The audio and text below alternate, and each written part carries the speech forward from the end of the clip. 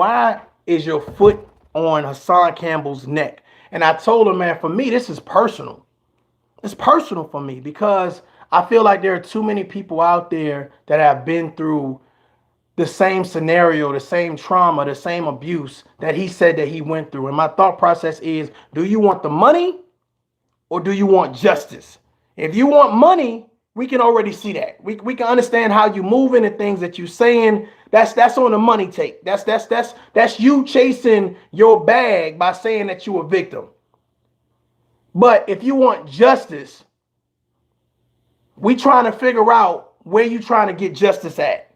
You see what I'm saying? We're trying to figure out at what point in time do you actually take the person that violated you to court? Do you actually get justice? So what I decided to do, man, I've had some things happen, you know what I'm saying, to people near and dear to me. And I want them to be able to share their story with you guys or whatever case may be. To kind of show you guys what I mean by, seeking justice versus trying to do something to get money, trying to do something to get praise, and trying to pull on people's heartstrings or whatever case may be. So I'm gonna let, you know what I'm saying, again, somebody that's near and dear, close to me, tell you their story or whatever case may be. All right. Hey sis, you there? Yes, I'm here. Hopefully y'all Hi, can you hear me. all. All right. Yeah, I think they can hear you. So, I mean, Awesome. I wanted you to kind of, I know that, when you talk about abuse and you talk about trauma and you talk about all the things that, people go through or whatever, a lot of times it's difficult for people to tell their story. And first of all, you know Hassan Campbell, correct? Oh yes, I've watched many of his broadcasts and stuff. Yes, Okay, so absolutely. what do you think about him? Um, I agree with some of his points, but some of them I don't agree with. For example, I just feel like it's almost like a popularity contest when it comes to certain things, Mm, versus him trying to get the message across. So that's one of my biggest issues that I actually have with him. okay, okay. So I think we on the same sheet of music when we talk about his message because my message, well, I thought his message was, hey, I want to help the youth. I want to stop pedophiles. I want to tell my story, but I keep on hearing the story, but I don't see the justice with the story or whatever. And I wanted you to kind of tell your story and what you decided to do because to me, you didn't come across as a person that was seeking money. You were seeking justice. So can you kind of Absolutely. give us a rundown on your situation so that way people who have been in that situation they can hear your testimony and know how you got through what you got through. Absolutely. But first, I want to rebuttal with the Hassan Campbell.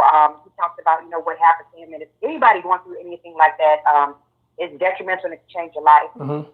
And when I first actually came across him, that was one of the first videos I had seen when he was talking about what happened to him. And I was like, wow, this is so horrible, that this happened to this man. Yeah. But as I watched more and more videos, my thought process about the whole thing became more of, okay, is he really going to help these, as much people as he can, or is it a popularity contest? I Hmm. kind of he was losing me with his message, basically, is what I'm saying. He Yeah. started to lose me with his message because I would never victimize a victim. That's something I wouldn't do, especially being a victim myself. But it came off more to me as a clout chasing. And what I mean by that is he was deterring away from his mission, I felt, Yeah. not about justice. It was like the popularity of it all. And there should be nothing popular about you having someone molest you, rape you, or whatever the case may be. You understand Right. what I'm saying? Right. Right. So in my particular case, I decided that I wanted justice for myself, even before even people tried to silence me. I needed justice. Number one, I needed it for myself. And I felt that it was my responsibility to ensure that what happened to me did not happen to anyone else's daughter, sister, cousin, loved one, or friend. Right. So I had to do what I had to do. You understand what I'm saying? Because I Yeah. felt like this. After what happened to me, I felt like, what else can anybody take from me? What do I have to lose? And I had nothing else to lose. You understand what I'm saying? So I had no other choice but to fight. So basically, this is what happened. I was 17 years old. I was in high school. I was working 2 jobs, and just like a normal day for me. I worked my 10 hours, my 11 hours, nothing spectacular. I get off work after my second shift at my other job, and I wanted to go get me something to eat. So I was going to go to a KFC, and next thing I know, I was abducted, right? Right across the street from the KFC. Come to find out through the assault that I suffered, which was a brutal rape. The perpetrator was actually my uncle, my mom's brother, okay? So he brutally raped me, assaulted me, beat me, and left me in an abandoned building to die. I actually reached out to a couple of family members to let them know what happened. They automatically called me a liar. And to me, that really, really hurt because I just needed some support and I needed somebody to be there for me. This particular situation was extremely difficult, like I said, because it was a family member. It was someone that I thought for sure that I could trust, and that would protect me and love me, not be a monster. You understand what I'm saying? Yeah. So for that to happen to me, it caused me to sink into a deep, deep depression to the point where I just didn't even want to live anymore because the pain was that great. They didn't even catch him right away. They caught him actually 2 days before my 18th birthday in June 1998. The rape and stuff happened December the 1st, 1997, like I said, when I was 17. So they caught him, they arrested him, charged him with abduction and rape. The trial went on for a few times. He pled not guilty. His wife, who is also an evangelist, testified that my story was inaccurate because they were not even in the state of Virginia where this happened to me at Petersburg, Virginia, that they were in the Bronx. And, even the couple of family members that I knew, they doubted me. They called me liars. They called me everything in the book, which was very, very hurtful. It almost felt like being traumatized again and again and again and again. And that really does something to me emotionally. So for my mental peace, I decided to stay away from them and just continue focusing on my life, trying to hopefully at some point put this behind me. So the trial went on for about a year after he was actually arrested. Like I said, he pled not guilty. He was found guilty for what he did to me, and he was sentenced to 40 years in the Department of Corrections. He was sentenced to how long? Virginia. 40 years. 40 years? And they suspended 10. So he had to serve, 10 years of the 40-year sentence. And I kind of felt like, okay, well, he's off the streets now, maybe I can begin to heal, But in the process of me trying to heal, it still was very difficult because I still lived in the prison of my mind. I started, like I said, being my depression, my PTSD. I was very, very nervous all the time. I didn't trust people being around me. My trust was gone. My security was gone. All of that left after that happened to me. And even after that happened to me, I went back to school for about 3 or 4 weeks. I left school because it's hard for people that don't know or understand, and they're asking questions. Or some people were aware because they were actually in the court, some of those dates of the trial, and for them to know me and my family, that's what made it harder. And to be in that courtroom and see that I had no one from my family sitting on my side. The court trials, even the very first one, my abductor, kidnapper, raper, he was sitting there with his lawyers, and my aunt and my grandmother was sitting on his side. I had no one there with me. So imagine being a teenager and you having to get on the stand and tell this graphic, detailed story of what happened to you. So and you said that the person that brutally beat you and raped you, yes, was a family member, and yes, when you went to court, your family members sat on the side of the rapist. yes, they did. Wow. Yes, they did. And even the thing that's even crazier, the very first court date, one of the family members was actually supposed to give me a ride to court. I had asked them a couple of days earlier. They said, sure, we'll give you a ride. I called this person because I had to be there at 9 o'clock in the morning, and I called this person around 7:40 just to see if they were up and to make sure, because I wanted to make sure that I was on time. They never answered the phone for me. Around 8:30, I began to try to walk downtown to the courthouse. I wound up seeing a friend of mine, and they gave me a ride. And literally about 10 minutes after I walked in, they called my case. But as I walked in, I see the two family members, one of which was supposed to give me a ride, actually already sitting in the courtroom behind the person. So the family member tried to make you deliberately miss the court hearing. Yes. So that way you wouldn't be able to testify against the other family member. Yes. And this wasn't their first time trying to deter me. Actually, before even the second trial date came up, they were trying to take me to Alabama and Ohio and New York. They were trying to take me out of state and try to make me go out of state because they did not want me to go to court. They advised me that whatever I say happened, they don't believe. And then even if it did happen, they didn't think that he needs to go to jail, and that was nobody's business, and it should have been kept inside the family. That's what I was told. See, this is the issue that I have with this particular part of the story, because if you guys are tuning in right now, and you guys, I'm not trying to, really put a damper on your day, but I really want to tell you guys that there are people out there that are dealing with people that have been brutally raped and beat. And when they go to their other family members for support, instead of supporting them, they subjugate them to, don't say nothing. We don't want this out. Be quiet. We don't believe you. And that could make someone suicidal. It can send them into a sparing depression. It can do a whole lot of stuff. It can make them want to hurt other people. But what this story, to me at this particular point, what I'm hearing is that you wanted justice. And can you explain the difference between wanting justice versus just wanting to tell your story to people? Like just doing it to get people to feel sorry for you. Because to me, there's a difference. So can you explain? It's a big difference. Big difference. It's a big difference in the two. The first thing is, I will analyze it like this. If you want to get justice for something, is you genuinely wanting to tell your story, but not only telling your story, you want action behind that. Mm-hmm. You want action.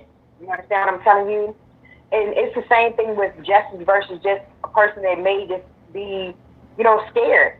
You know what I'm saying? You still want to get your story out there, but you're fed this notion of don't tell. Mm-hmm. What happens here goes here, stays here mentality that's so prominent, mainly in the Black community. And I said mainly in the Black community because that's the truth. Mainly in the Black community, when things like this transpire, it's always that sweep it under the rug mentality, because it's a safe space. You understand what I'm telling you? Yeah. They feel as if, hey, outside of these doors, we're this happy family. The daddy, okay, boom, he goes to work, the mother raising the kids, and everybody loves everybody.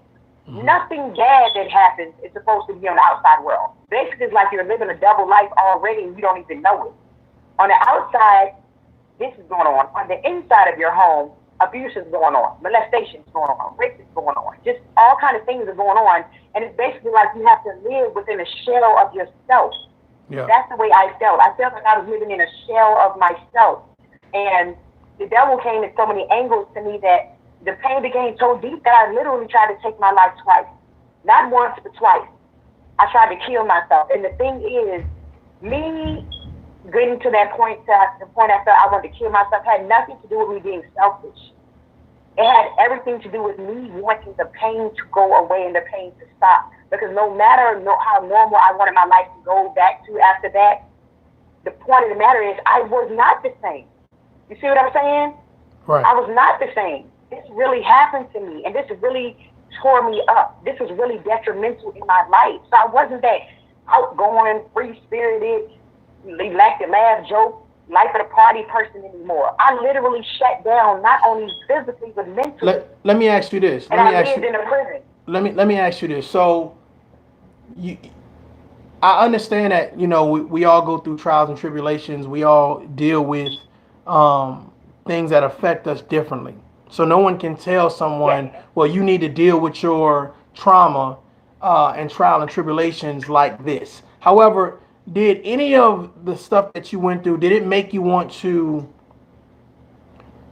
um, be fashionable? Like, did it make you want to, you know, go out and show everybody, like, you know what I'm saying, how many cars you got and how many bikes you got and your jewelry? Like, what I'm saying is, did it make you want to be out with people, or did it make you want to kind of be to yourself and kind of think about your situation or whatever case may be? It made me honestly want to be to myself, and I'm gonna tell you why. One thing that I had to overcome, and it took me a long road, was Mm-hmm. I had to overcome being a victim. And what I mean by that is, after all of that stuff happened to me, after I sunk into a deep depression, after I tried to take my life twice, all of these things, I still was in a victim mentality. You understand what I'm saying? I was Right. still scared to become victorious. Mm. You understand what I'm saying? And I know Yeah. that sounds crazy to say Yeah. it like that, but in order to become victorious and to not be a victim and to change your victim mentality, you got to be willing to face it head on. I wasn't ready to face it head on. My coping mechanism that I had always used my whole life was to try to put it in the back burner of my mind. But me doing that, I didn't even realize that it was constantly killing me on a daily basis. On the outside, I looked one way. On the inside, I was dying. You see what I'm saying? Yeah. That's what it was doing to me. So to change that victim mentality is the first step, and it's very necessary. It's very important because you have to understand, in order to heal within yourself, you gotta face these challenges. You gotta face them head on, though, because you can't run from them. Running from them is only going to compound the pain on top of pain on top of pain, which you're never going to be able to deal with and live a successful life. What can I Your ask life gonna be you? 100% Let me full ask up. you Mhm. what made you face it head on? You said you got to face it, face the trauma, face the victimization, face the abuse.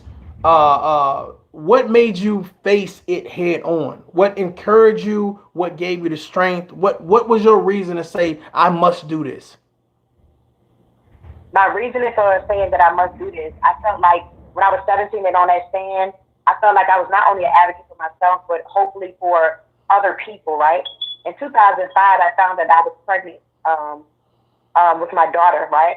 And it was the most happy, scariest point in my life. And I'm going to tell you why the scariest point. Mm-hmm. Out of everything that I experienced, all the trauma, all the other stuff, even child abuse and all of these things, I knew this baby was coming. This baby that God had blessed me with. I was terrified, not scared, terrified of anything potentially happening to this baby. I wanted to protect this baby with my life. Do you understand what I'm telling you? With my life. Yeah. I prayed to God and I said, God, you know what? I'm so terrified, but you blessed me with this baby. She's not no accident. She's here for a reason. I just want you to lead me where I need to go and to protect her. I said to cover her in your perfect peace. Seeing that pregnancy test turned positive, that's what changed my life and allowed me to say, hey, what? I don't got time to be no victim. I ain't got time to be nobody's victim. You know what I'm saying? I got to be victorious. I got to fight from this day forward to live in my truth and not only allow me to live in my truth, but also help other people to live in theirs. That's what changed my story. So that's when I changed from a victim to a survivor. When you know what I'm saying? when you All those say years before I was a victim. when you say help other people, um, how can someone that's been a victim of abuse, that's been raped, like you said, and has went through the trial and tribulation that you went through, how can you help someone else? What would that look like? This is the first thing it would look like. No one in this world can help anybody else if you're not helping yourself. If you're not being honest with yourself, you can't be honest with other people. Right. With me, I had to be honest in my healing. And what I mean by that is I had to understand that I couldn't just look at the pretty parts of my life. I had to look at this ugly, foul thing that happened to me in the face, right? And I had to go through my emotions with it. I had to cry. I had to scream. I had to yell. Hell, sometimes I even had to curse. But whatever I had to do to get these feelings out of me, of not wanting to live anymore, they had to flee from me. Because the thing is, in any situation, if your mind is bothered with toxicity and negativity, you cannot be the best version of yourself. And with me Right. knowing that I was about to be a mom, a first time mom, I didn't have time to fail. You understand what I'm telling you? Right. I had to take that initiative and do what I needed to do as a mother. She deserved a chance. You understand what I'm saying? I could not allow my pain and what I had been through to decide what type of mother I was going to be for my innocent baby. So many times people walk around from childhood to adulthood carrying this pain, this trauma, and then you know what it causes them to do? Hurt people, because they ain't dealt with their own hurt. Hurt people grow up to hurt their children. You understand what I'm saying? It's like a repeating cycle, but it's a downward slope. That's what people don't understand. That's why it's important for you to deal with these demons. You have to deal with these demons. When I started dealing with my demons, it was easy for me to help other people. It was easy for me to share my story. It was easy for me to open up and be honest with people. And I needed to be openly honest and brutally honest with people because I needed them to feel this message. And when people are calling me or reaching out to me and telling me, oh my goodness, I went through this, or oh my goodness, I tried to take my life because of this. But reading your story or reading this really encouraged me. Now I feel like I want to fight. That means the world to me. I don't make a dime off doing what I do. It ain't about no money to me. You understand what I'm saying? This is about helping these people heal. Helping these people heal. That's what this is. This is a mission for me. This is a passion. First of all, let me say thank you for being so brave, sharing your story. I really appreciate it. I think that I the appreciate Tough it. Love viewers are going to appreciate hearing your testimony. And here's my thought process, right? So when you talk about helping people, how do you feel about people who say they're here to help people like yourself, but you don't see any action. You don't see the effort. How does that make you personally feel as a person who That actually person, been through that abuse, who's been through those long nights that spiraled out of control in regards to being depressed and crying and you said taking trying to take your life twice.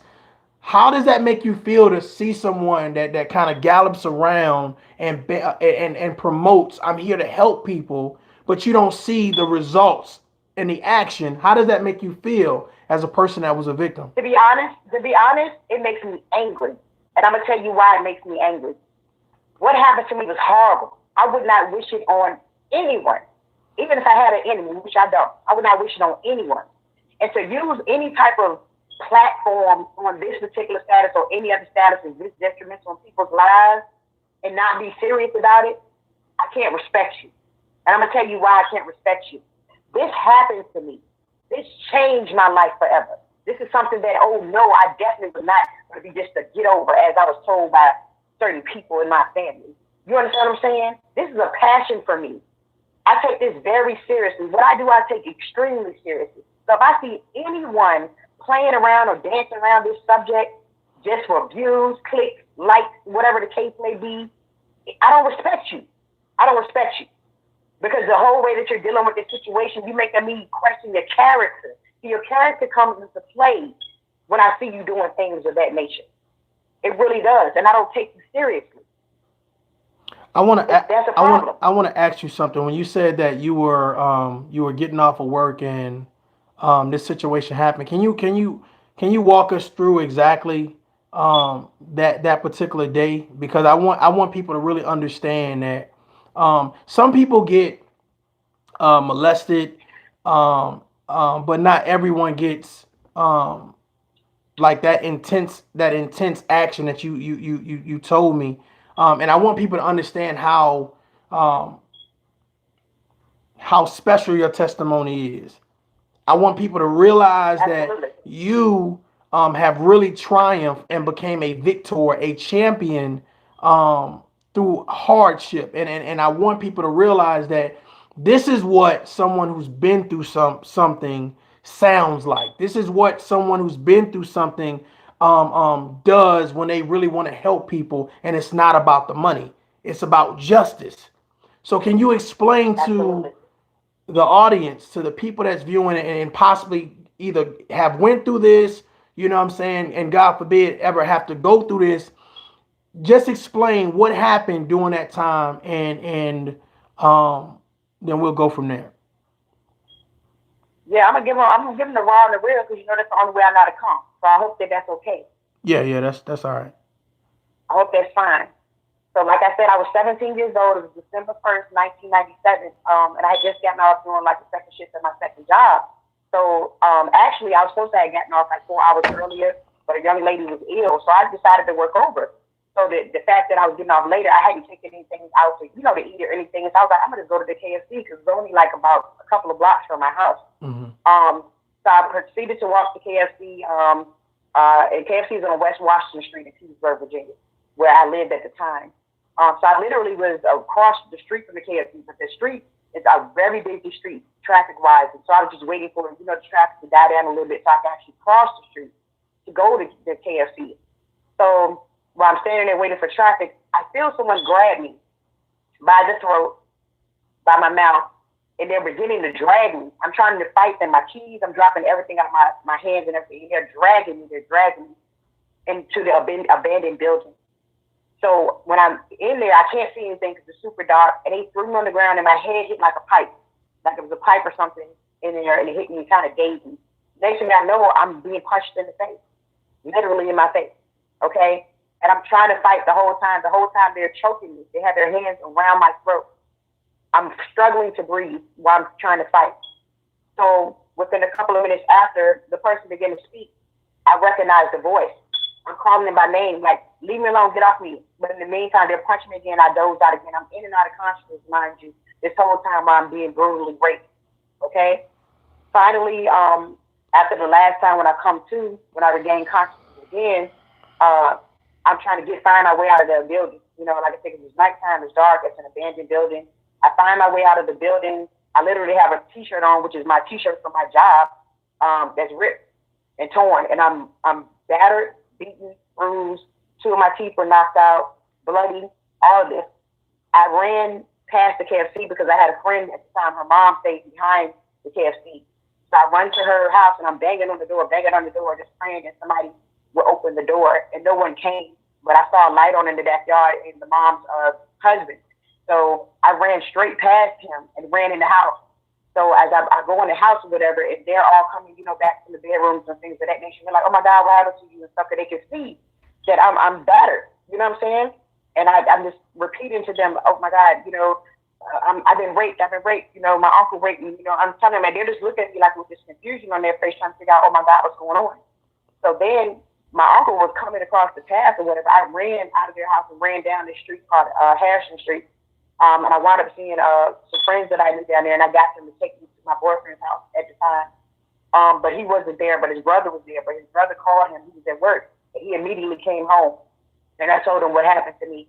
And he just kept trying to, convince me to go to the hospital. And I was just like, I don't want nobody touching me. I don't want nobody touching me because I did not want nobody touching me.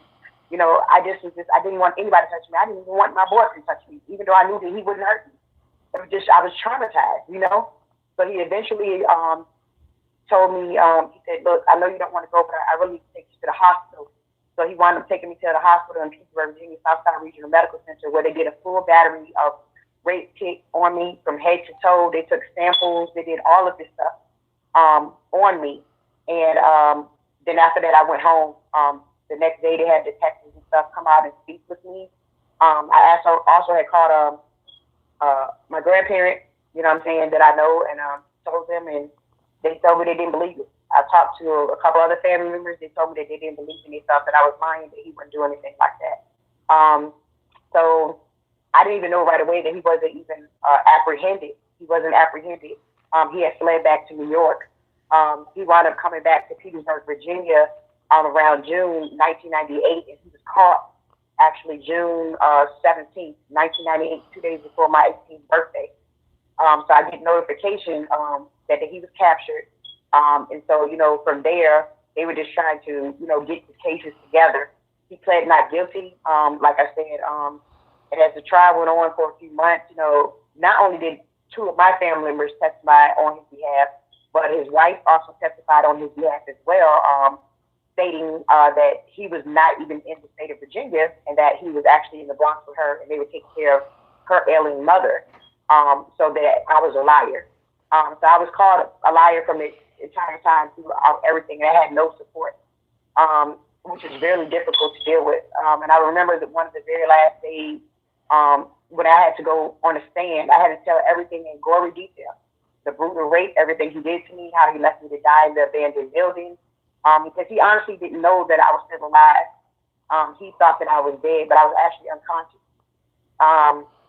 That's hard.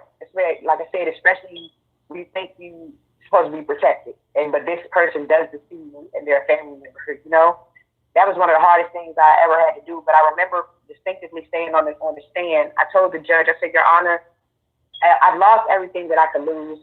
There's nothing else that I can lose. You know, I said, this right here, I need justice, and I want justice for myself. And I'm praying to God that by me taking a stand today and telling what happened to me, that I've saved somebody's child, that I've saved somebody's daughter or granddaughter or niece or cousin. Because if this man is not stopped, I guarantee, I just feel that he's going to do it again. And in my particular situation, I said, he wanted me to die. He left me there to die. He thought I was already dead. So think about if he had succeeded and killed me like he thought he had, we wouldn't even be here having a court trial. But then he would have just moved on to his next victim. So I want you all to think about all of that while you are making your decisions. So what they did a pre-sentence report and stuff, and they sent that pre-sentence report out. Like I said, he pleaded not guilty.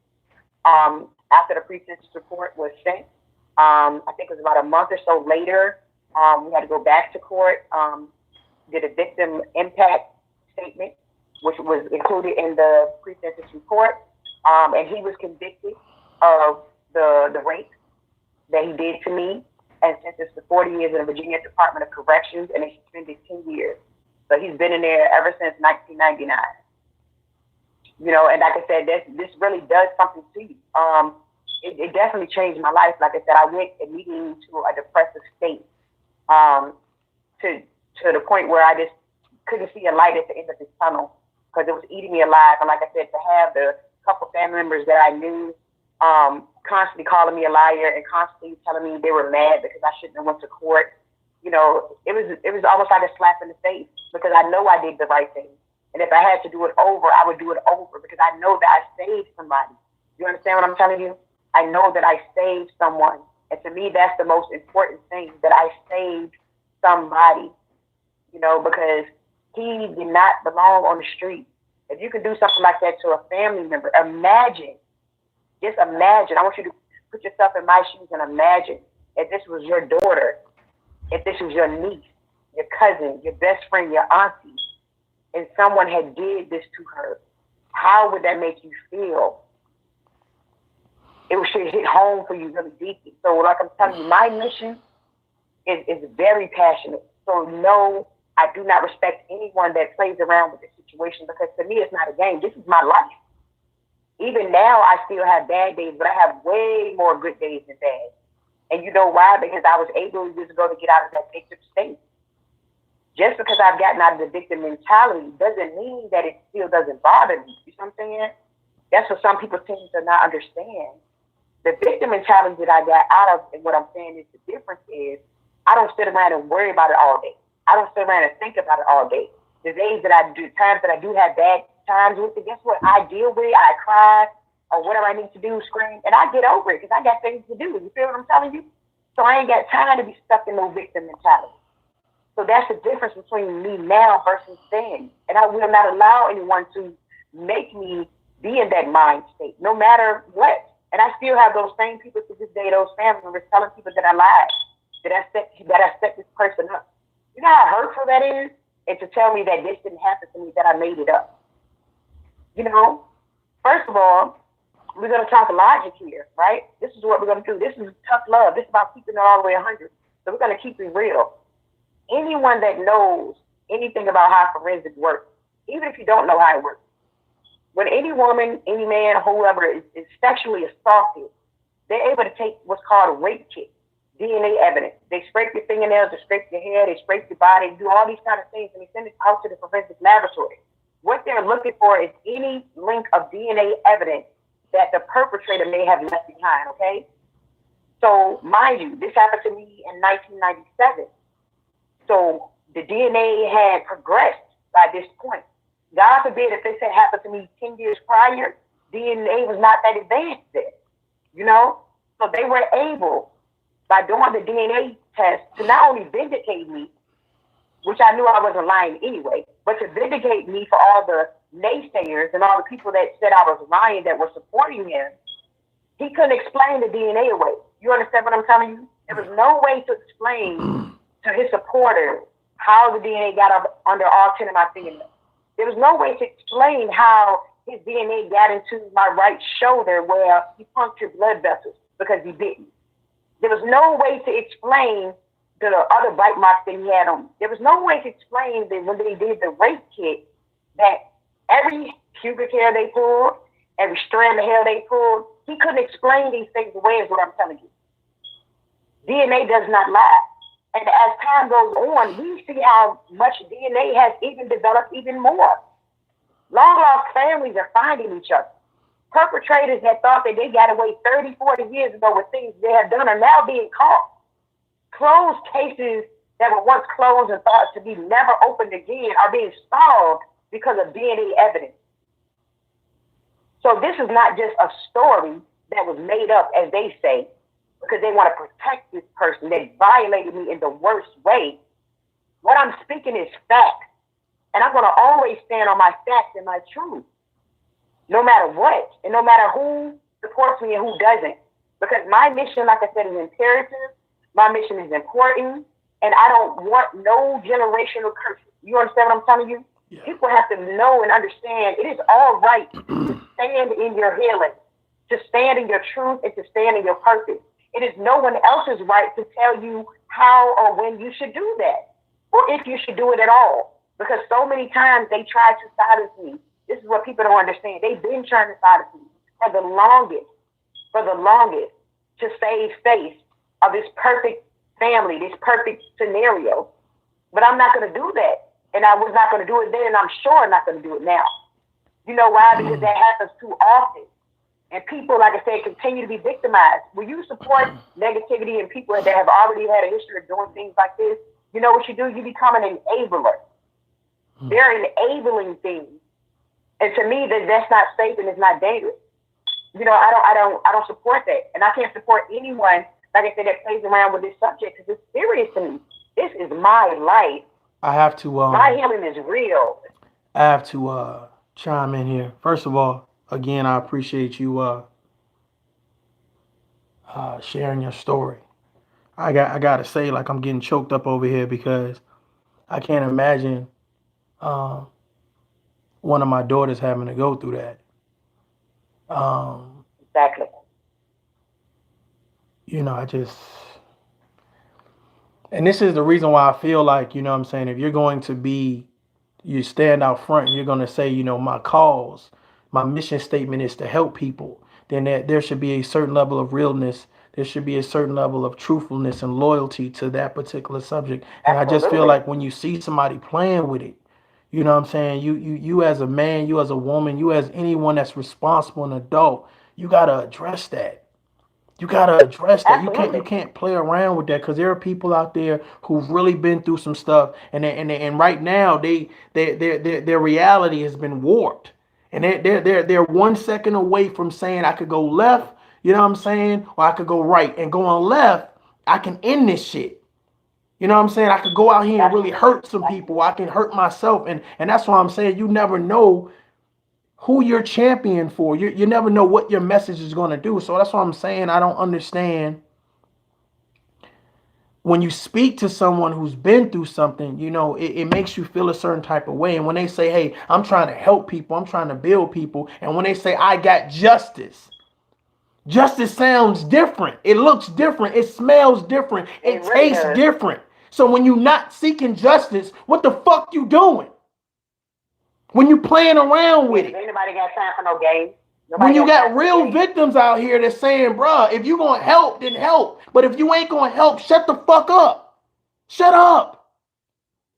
You got people out here that really care, really been through some shit, really got family members that say, well, we ain't gonna support you, even though we know you might be telling the truth. And they standing on their own. They 10 toes down for real.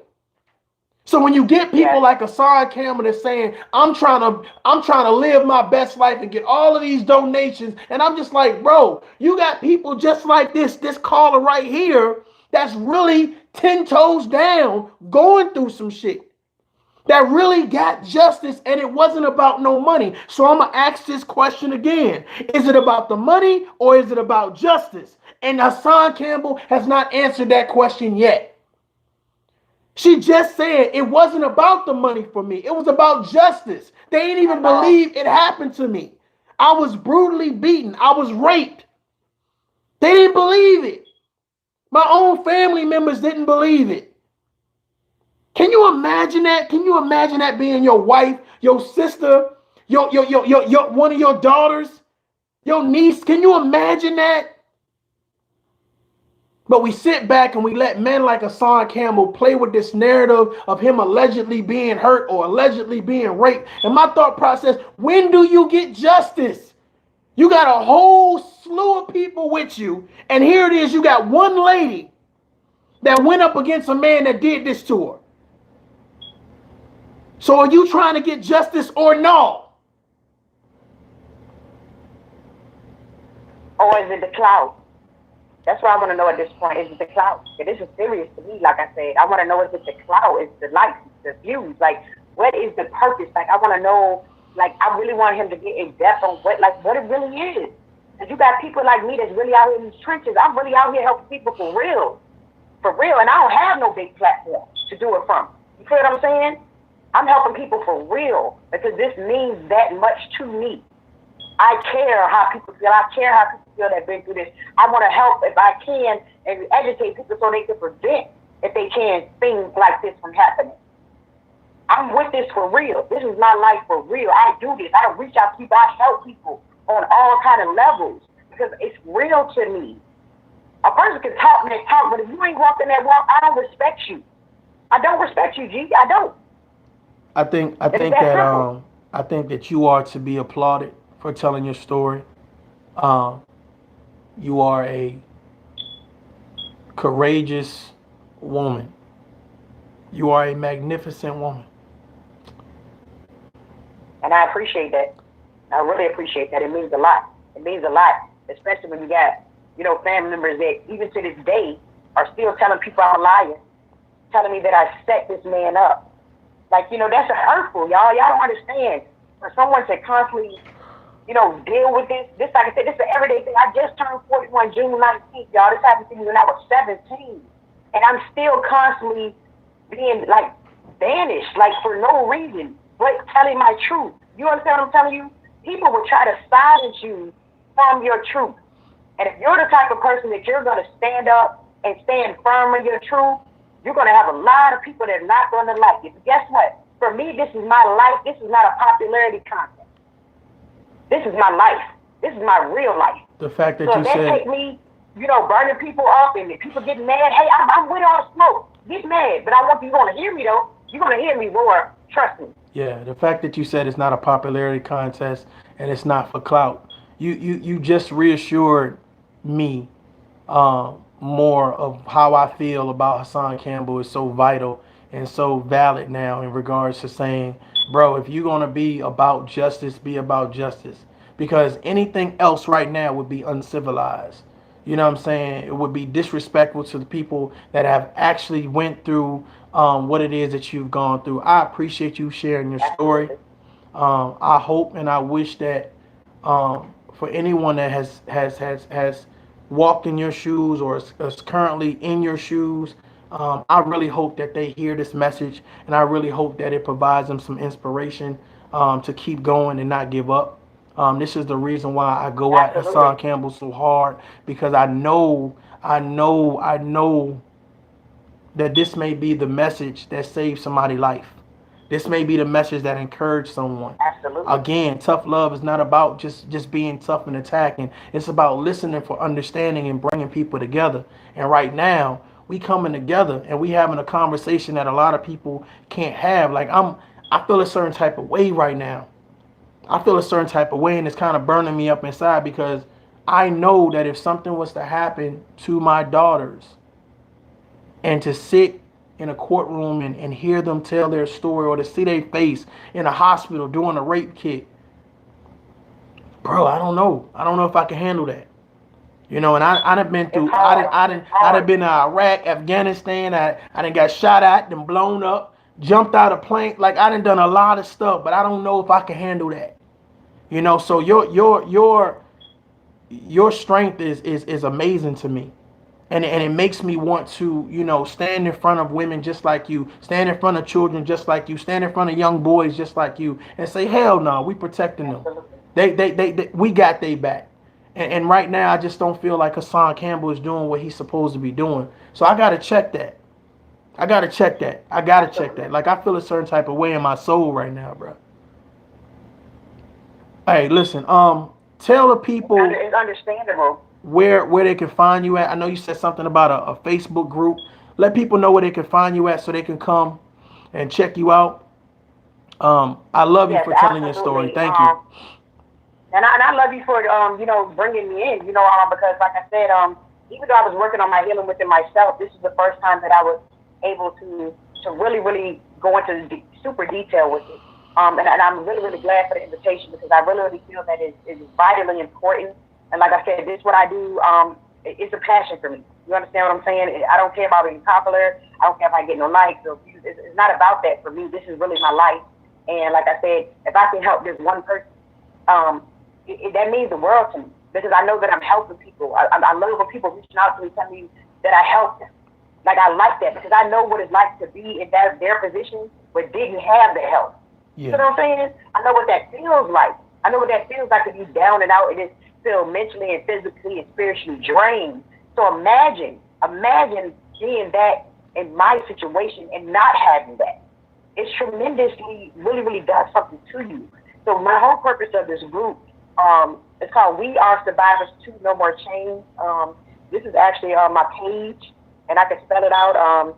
Capital W, lowercase EARE, the word survivors, the number two, capital N, lowercase O, lowercase m, lowercase o, lowercase r, lowercase e, chains. All of that is one word. We Are Survivors Too, No More Chains. You can find me under there. And like I said, this group and the page that I started, it was for inspiration and for healing. I wanted to make sure that I shared my stories. I wanted people to be able to share their stories. And I wanted the cycle of healing to begin. That's the main reason why I started this. And my title in itself, through how I came up with the name, was I put we. I didn't want to put I was a survivor. I put We Are Survivors Too, No More Shame. Where is And this basically group what I at? mean is, you can find me on Facebook. Facebook. Say the name of the group again. It's called We Are Survivors, the number two, No More Chains. We Are Survivors. The number two. No More Chains. Uh-huh. On Facebook. Absolutely. Yes. Okay. And if you click in, if you put in uppercase M, lowercase b, uppercase K, OCOA, Miss Coco, it'll probably come up that way. And I'm also on Instagram and also Do me on a favor. Twitter. Do me a favor. When you get off, Yes. when you get off, just do me a favor and put that information inside the chat so people can come and check you out Okay. on Facebook or on YouTube, wherever you are, so they can come and join your group. I think Okay. it'll be great for people that want to support people who've been victims and people who actually have been victims, just to get that conversation and that support. I think that everybody needs that. It's Absolutely. something that it's something that's warranted. So again, I appreciate you coming on. If you have any last words, please share with the audience. There was somebody that really wanted me to. The chat is definitely telling you, hey, stay strong Tell and them I keep it said up. hello, and I appreciate them It for says tell her, tuning in. Tell them I really appreciate it. tell her, tell her thank you and to keep fighting. It's men out here that protect our sisters out here. Keep fighting and speak out against it. Definitely. Salute, salute, salute. Go ahead. Absolutely. I'm gonna let you. Absolutely. I'm gonna let you have the last words, and then I'm gonna close out. But again, thank you for sharing your Okay. story. Well, first off, thank you so much for allowing me the platform to speak.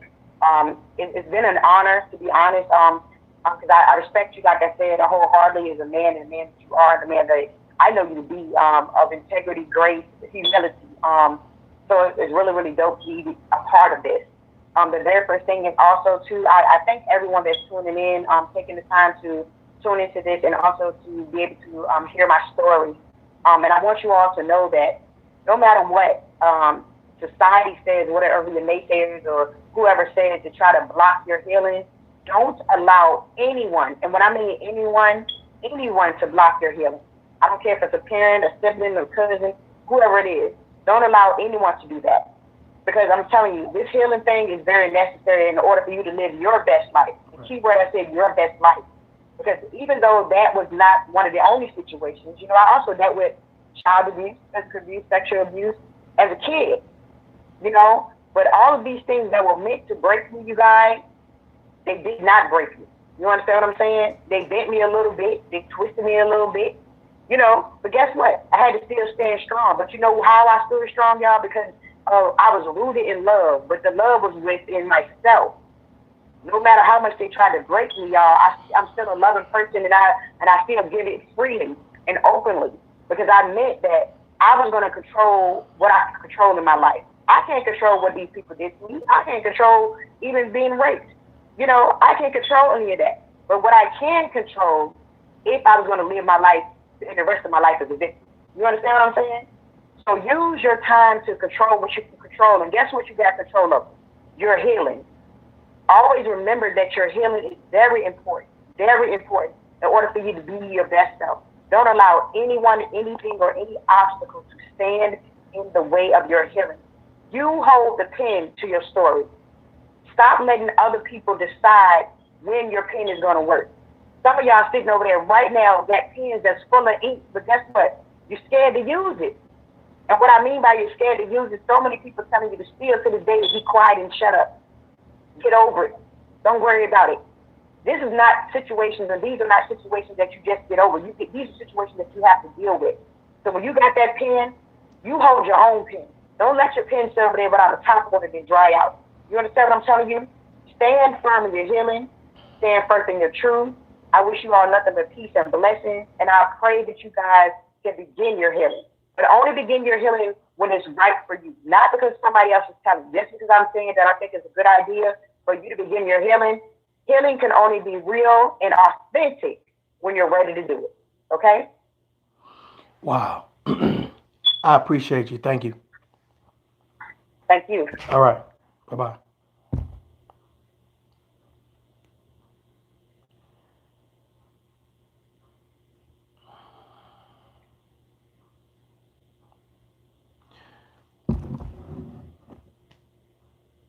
It's not much that could be said after that. It's not much that can be said after that. Men, be protectors, be providers, be role models. Lead from the front. Whatever we say we stand for, then stand on it. Be about it. Be out front of it. It's not about being flashy. It's not about being seen. It's not about clout chasing. It's about protecting the ones that we love. I'm hoping that this live gets shared. I'm hoping that people that follow this platform shares this with their bigger content creators because I think that this is a message of value. This is content that needs to be shared. I got a lot to think about. Till next time, y'all are daughter. Peace.